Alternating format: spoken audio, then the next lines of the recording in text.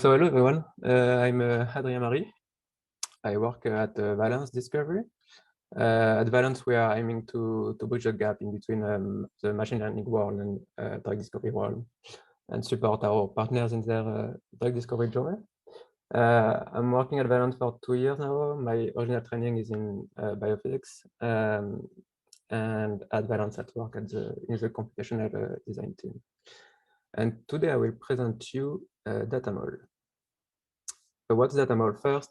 DataMol is an RDKit-powered Python library to be able to perform computational tasks on molecules. So on the right panel, you can have a quick look at what you can do with DataMol, but I will go into detail of that in the next slide. So in short, DataMol provides you a simple Pythonic API to work with molecules. RDKit first. So that was very important for us to not create a kind of backend system to be able to support more libraries than RDKit. We wanted to stick to RDKit. And we also haven't created on purpose a new specific molecule object. We wanted to only manipulate the molecule object from RDKit, so we can switch in between RDKit and DataMol when we need to. We provide good default by design, but to be honest, we mostly rely on the default of RDKit for this. Built-in efficient parallelization. So I have a small slide about that at the end. And we also support modern input-output. What I mean by modern is those days, it's not very rare. You have to work with remote files instead of local files. And DataMol support both out of the box. So why DataMol? So at Valence, our code base is made of multiple libraries, and over time we realized that we were actually duplicating and re-implementing some very low-level function for common molecular manipulations. And so at some point we decided to refactor everything in the library called now DataMol. And so it comes with all the benefits you have with refactorization of code. It makes your procedures more standard. It also reduces the code surface area for potential bugs. And at Valence, we work in both fields, the machine learning field and drug discovery field. And so we also work with collaborators that are not very familiar with chemoinformatics. And so DataMol is also a way to lower the learning curve for newcomers in the chemoinformatics fields. And really the audience we hope to have in DataMol are basically everyone, being newcomers in chemoinformatics or a more experienced one with RDKit. So to install DataMol, it's quite simple, quite classic. You can use pip or conda. At Valence, we like to use Mamba. Mamba, for if you don't know, it's a drop-in replacement of conda. It just makes everything faster because under the hood, the graph dependency solver is in C++ instead of Python. About the dependencies, so RDKit is not listed here, but it's obviously a dependency, just because that's the dependencies of the PyPy package. It's important for us to stick with only minimal set of dependencies and not too exhaustive ones. That's important for us. And the way you use DataMol is also with a single import, import DataMol as DM. In that sense, it's quite similar to Panda or NumPy, for example. And I think the ambition is really to be the NumPy of molecules, to be able to work with molecules the same way you work with arrays or vectors in NumPy. So yes, so the rest of the slide, it's mostly about giving you a quick API tour. It's not exhaustive, but just to give you a sense of what you can do and how you can do things with DataMol. So the function we use the most is probably tomol, and it's just convert a string of smiles in RDKit molecules. Then one that is probably not useful for many people, but mostly useful for people doing machine learning and especially working with graph neural networks. It's to be able to randomize atoms in a molecule. So that's something you can do easily here. Also notice the indices true, which allows you to display a molecule images with the indices of the atom. Also, an example of two very basic function. Copy_mol is basically reusing deep copy from Python stdlib, and SameMol is basically checking identity with InChIkey. So those two functions are very simple, but it's nice to have them directly available with the datamol module. We also ship SanitizeMol, which is like an RDKit augmented sanitization. And under the hood, it uses mol to smile to mol conversion to fix some aromaticity errors. And we also have the ability to run the sanifix4 script to catch potential nitrogen error. More convenient functions, set mol props, just to be able to add properties from a dict to specific mols, and the type of each of the elements are automatically checked. We also provide some function to enumerate tautomers and also stereoisomers. We also have a module to be able to do various very classical conversions to smile, from smiles to selfies, to InChIkey, from InChIkey, from InChI.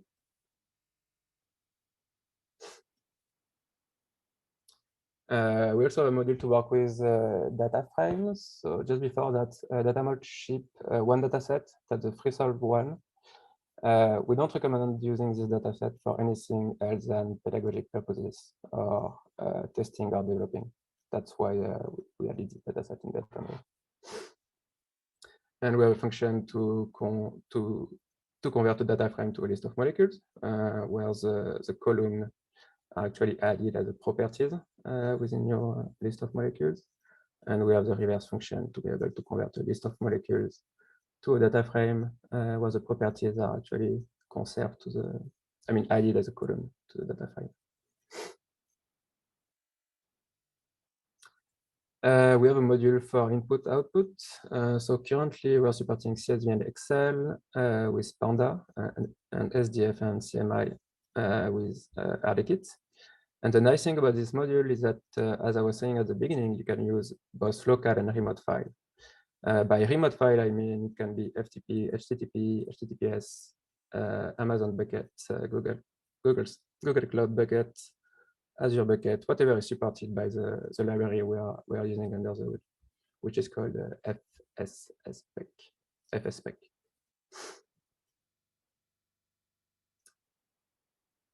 We also have a module for clustering. So basically, just cluster mols to cluster a list of molecules. You can provide a cutoff for it. And here I'm just showing you the one cluster among the generated ones. So peak divers, which is under the hood using min-max picker from RDKit.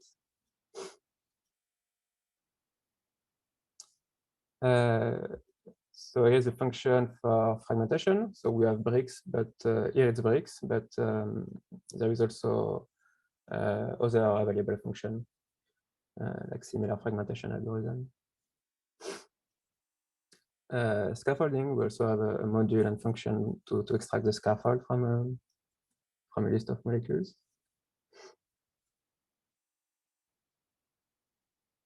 We also unified the API to generate fingerprints. So here you have the list of supported fingerprints.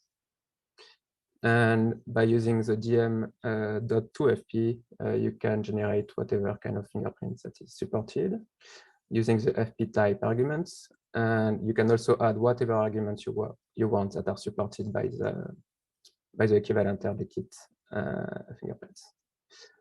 We're also using SciPy to have the pdist and cdist functions.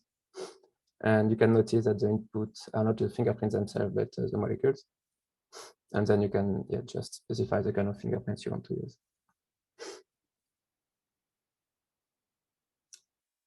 Okay. We also have a module to work with conformers. Probably the most useful function is generate, which take as input a single molecule, and you generate conformers from it. So if you specify, you can specify the number of conformers. By default, it's set to none. In that case, it will automatically determine the number of conformers according to the number of rotatable bonds in the molecule. Also, by default, it's turned to off, but if you specify an RMS cutoff, it's going to cluster the conformers and return you the centroids. And you also have a Boolean flag to minimize the energy of the conformers. Actually, there are more arguments than this, so I invite you to check the documentation for that.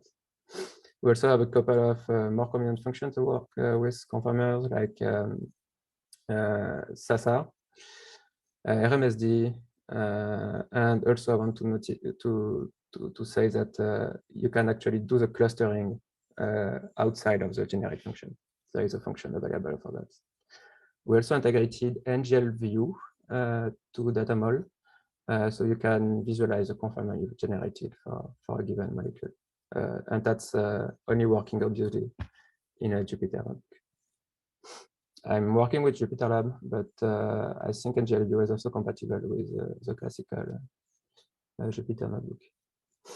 And I haven't tested it on VS Code.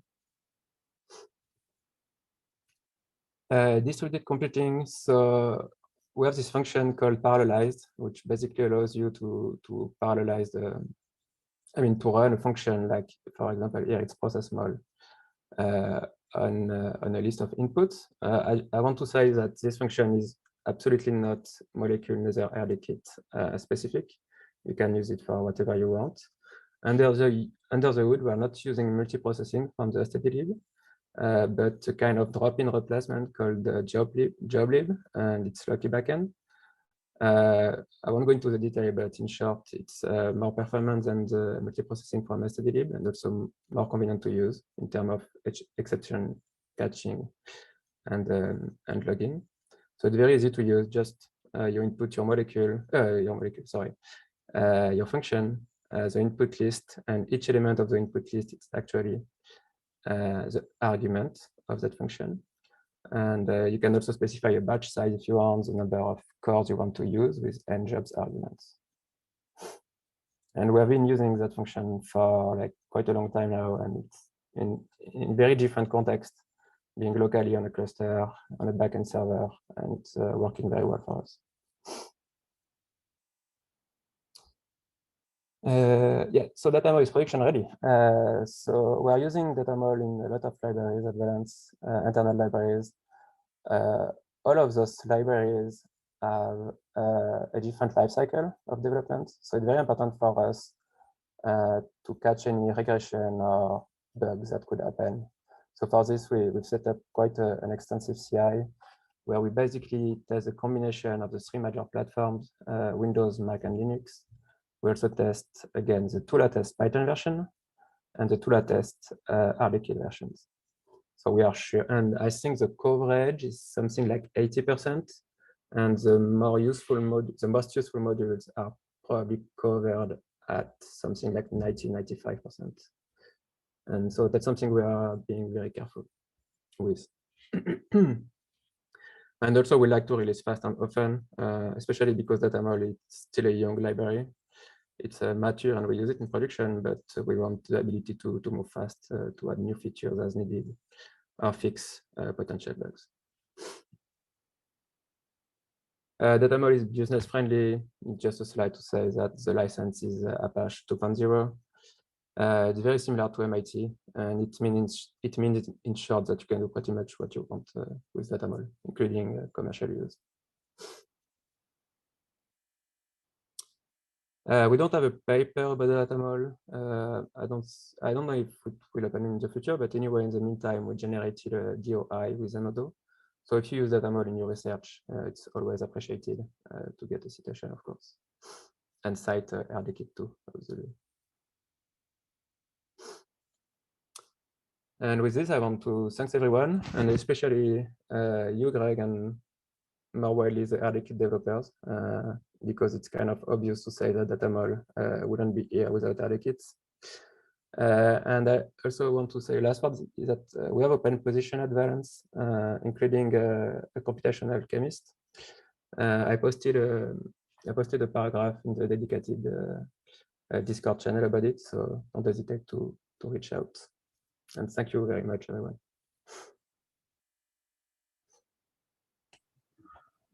Thanks, Sajid.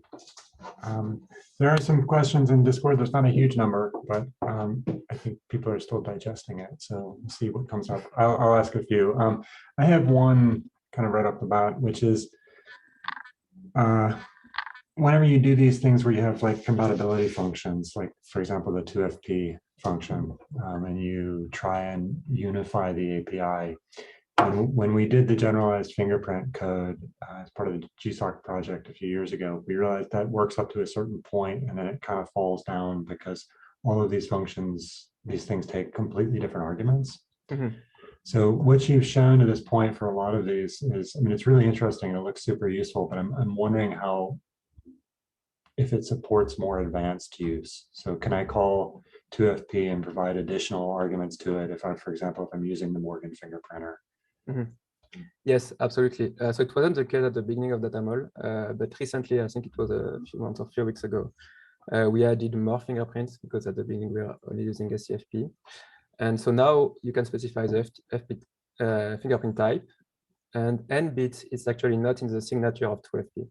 You can use n-bit because under the hood we are forwarding whatever arguments you provide to the RDKit functions that create the fingerprint.